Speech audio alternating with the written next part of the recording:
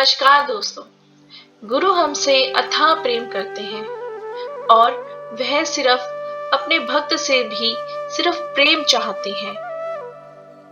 प्रेम से ही गुरु भक्त के वश में हो जाते हैं। तो आइए ऐसे ही एक कहानी देखते हैं, श्रद्धा के फूल। एक बार किसी गांव में एक बड़े संत महात्मा का अपने शिष्य सहित आगमन हुआ।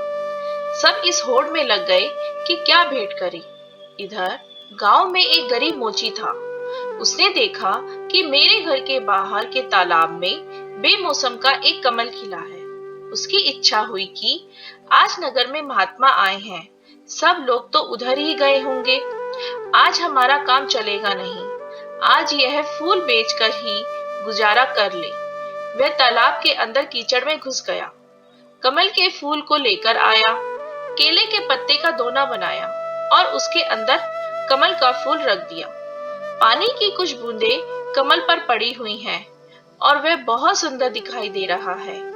इतनी देर में एक सेठ पास आया और आते ही कहा, क्यों फूल बेचने की इच्छा है?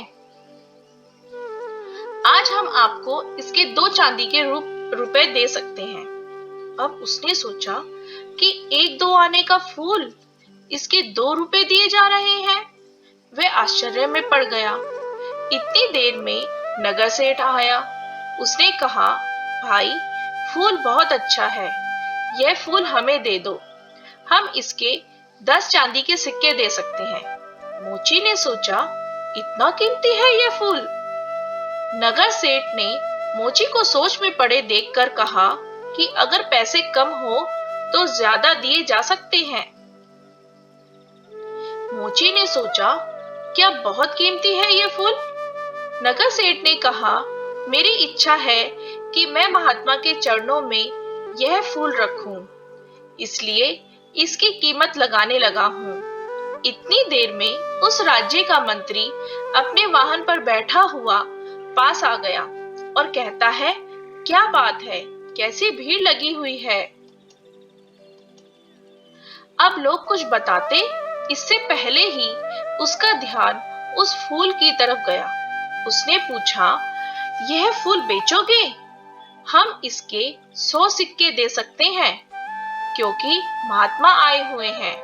ये सिक्के तो कोई कीमत नहीं रखते। जब हम यह फूल लेकर जाएंगे तो सारे गांव में चर्चा तो होगी कि महात्मा ने केवल मंत्री का भेंट किया हुआ ही फूल स्वीकार किया। हमारी बहुत ज्यादा चर्चा होगी, इसलिए हमारी इच्छा है कि यह फूल हम भेंट करें। और कहते हैं कि थोड़ी देर के बाद राजा ने भीड़ को देखा। देखने के बाद वजीर ने पूछा कि क्या बात है। वजीर ने बताया कि फूल का सौदा चल रहा है। राजा ने देखते ही कहा, इसको हमारी तरफ से 1000 चांदी के सिक्के भेंट करना, यह फूल हम लेना चाहते हैं। गरीब मोची ने कहा, लोगे तो तभी जब हम बेचेंगे, हम बेचना ही नहीं चाहते। अब राजा कहता है कि बेचोगे क्यों नहीं? उसने कहा कि जब महात्मा के चरणों में सब कुछ ना कुछ भेंट करने के लिए पहुंच रहे हैं, तो यह फूल इस गरीब की तरफ से आज उनके चरणों में भेंट होगा।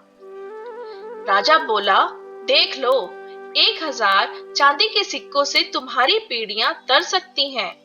गरीब मोची ने कहा, मैंने तो आज तक राजाओं की संपत्ति से किसी को तरते नहीं देखा, लेकिन महान पुरुषों के आशीर्वाद से तो लोगों को जरूर तरते देखा है। राजा मुस्कुराया और कह उठा, तेरी बात में दम है, तेरी मर्जी, तू ही भेंट कर ले। अब राजा तो उस उद्यान में चला गया जहां महात्मा ठहरे हुए थे और बहुत जल्दी चर्चा महात्मा के कानों तक भी पहुंच गई कि आज कोई आदमी फूल लेकर आ रहा है जिसकी कीमत बहुत लगी है।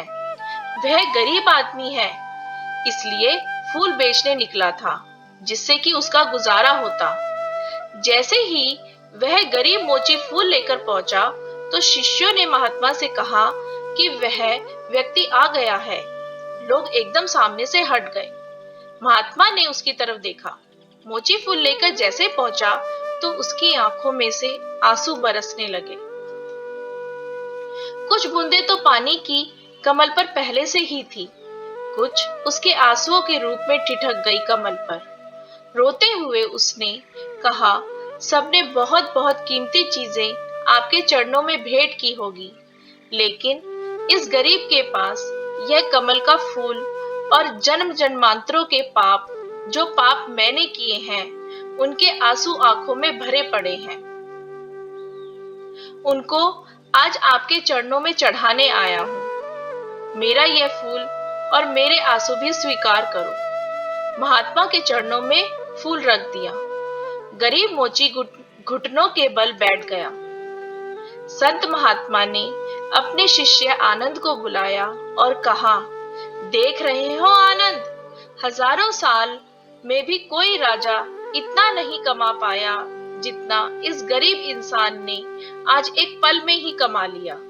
इसका समर्पण श्रेष्ठ हो गया। इसने अपने मन का भाव दे दिया। एकमात्र यह मन का भाव ही है जिससे हम ईश्वर की कृपा प्राप्त कर सकते हैं। उस कृपा के आगे त्रिलोकी का सामान भी कोई अहमियत नहीं रखता है। परमात्मा सिर्फ प्रेम चाहता है, अथाह प्रेम। इसी प्रकार की और कहानियां सुनने के लिए कृपया मेरे चैनल को लाइक और सब्सक्राइब कीजिए। नमस्कार दोस्तों।